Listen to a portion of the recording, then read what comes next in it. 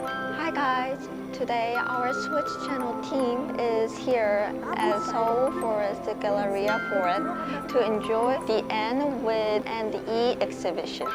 I guess you've all heard about this novel or animation, or at least you might have seen this character with the red hair.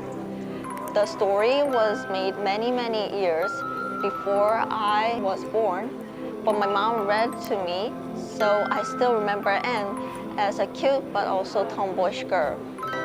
This exhibition is all about Anne, and it showcases her different aspects of her character.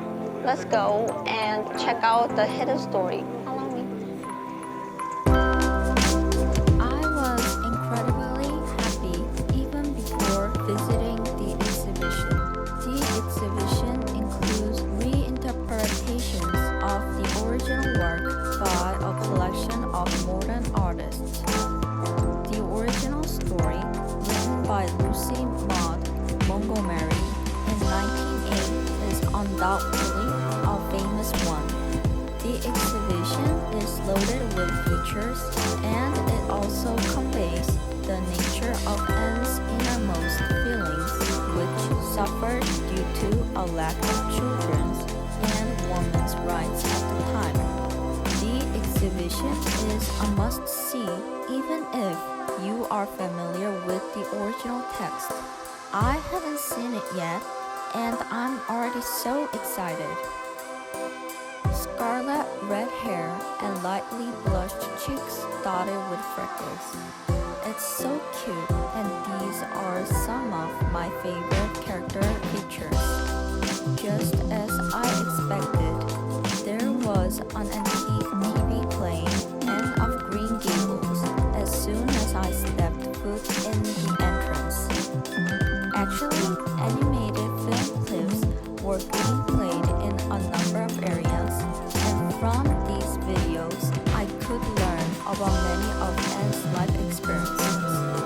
Although we know her as brave and imaginative, Anne did in fact live in agony and sadness.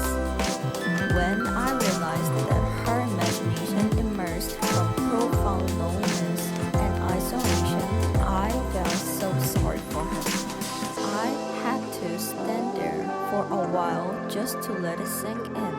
Anne was able to become such a beautiful and strong woman because she never gave up in the face of her dual reality. She gave me the courage to overcome anything that might discourage me. Isn't it splendid to think of all the things to like in this world?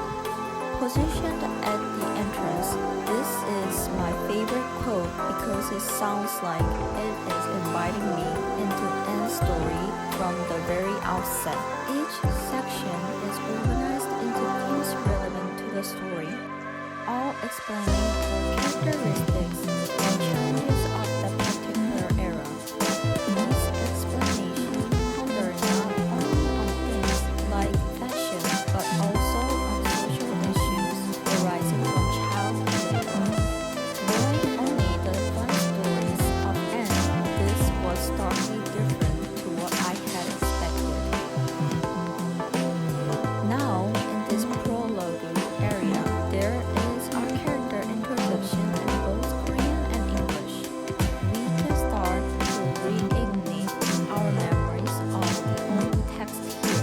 You know, when I was little, I've always wondered why Anne was chatty and naughty, and I still cannot understand why to this day. This is the area devoted to chapter 1. The section is called A Poor Orphan Girl, and you can notice the various screens on display. Recreated with a modern feel, it was certainly different to the original character depictions. It was like being a mini exhibition within the main exhibition.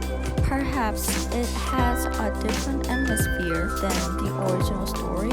This tour around the exhibition with Anne is helping me to mull over some ideas and questions about life in general. Anne chose to spell her name name with an E at the end. She believed that doing so made her more unique and truer to herself. It might sound a little goofy, but this was a really thoughtful action. In fact, I think it's funny and admirable at the same time. As you can see, she lays claim to her own name and demonstrates a really independent attitude toward life. As you pull out the curtain and enter the next room, new stories welcome you. Vibrant colors instantly caught my eye. The dresses were painted in beautiful shades, and I wanted to just reach in and put them on toy dolls or even try them on myself. I would rather look ridiculous than to look bland and unimaginative. I could really relate to her quote here. I would hate to be a boring kind of person. Anne's story is set in La Belle Époque, a period between the 19th and 20th century. It translates to a beautiful age and references a time when cinema, fashion, and literature were all in their heyday. Voluptuous dresses, known as crinoline-style dresses, gained great popularity in the 1860s. In the 1870s, the bustle style and skirts with voluminous backsides were all the rage. By the 1890s, life became more practical and fancy dresses started to slim down. Still, the popularity of the corset remained intact. In the book, Anne has this desire to be blacked out from wearing a corset. I'm not sure how these dresses are regarded these days, but I would love to try them on regardless. This section projected lights so as to display the nature. I felt like I was immersed in nature alongside Anne, but I wouldn't mind being lost because we are destined to find new places. Sometimes we feel anxious when we deviate from our usual tracks, but she tells us that it is okay to be lost sometimes. This was a consoling moment for me. Anne likes to name the plants and places around her, and I used to do exactly the same thing. I even named my old paintbrush. Shades of light were expressed in such a resplendent way.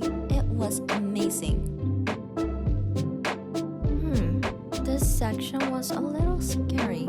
At first, I was startled by the leaves on the floor. It was so grotesque that I couldn't imagine that this was an aspect of Anne's imagination. However, the artist goes on to explain that the haunted wood mirrors Anne's gloomy mindset brought about due to hard times. As you can see, Anne's mind is bizarre and eccentric in part. It was funny yet strange at the same time.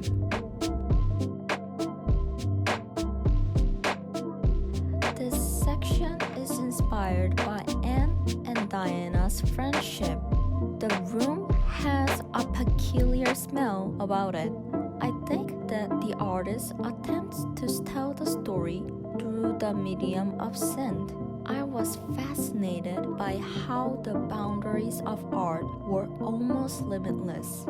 We liked each other as soon as we met the first time. I cannot last a day without Diana. As we can see from this quote, Anne and Diana are more than just friends. They are more like sisters, and this is why the mood was so comforting in there.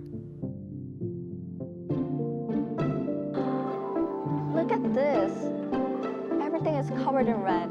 To be honest with you, this room is my favorite space. It says that you can write your complex on a sheet of paper and get rid of it with an eraser. As the eraser shavings fly, your complex is wiped away. The more shavings there are, the lighter your complex becomes. Isn't it it awesome to get rid of your complex concerns or any types of troubles? Do you want to know about my complex? Sorry, I'm not going to tell you. I will just keep it secret. We are now halfway through the exhibition, and every chapter wows me and makes my jaw drop. Unlike other exhibitions, here you get submerged into the atmosphere, and it feels like I even started to embody Eng's character. There are many friends in Avalia who have encouraged me to dream bigger dreams. Eng's teacher, Miss Stacy, was not a familiar character to me or even one of the main characters. However, Eng had always thought highly of Miss Stacy. I assumed that she must have had some influence on Eng's choosing to become a teacher in later life.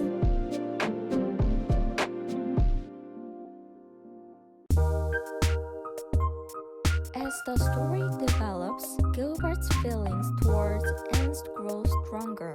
Gilbert was described as her first love, and this tangled my mind.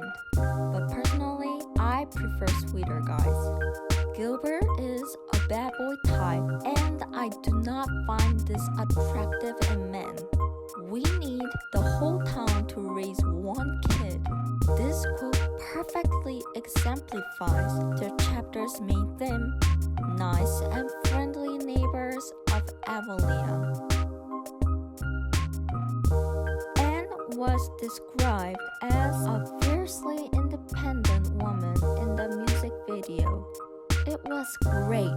The artist expresses her in a whole new light, with everything so much more fascinating and compelling. I fell in love with Anne at this point.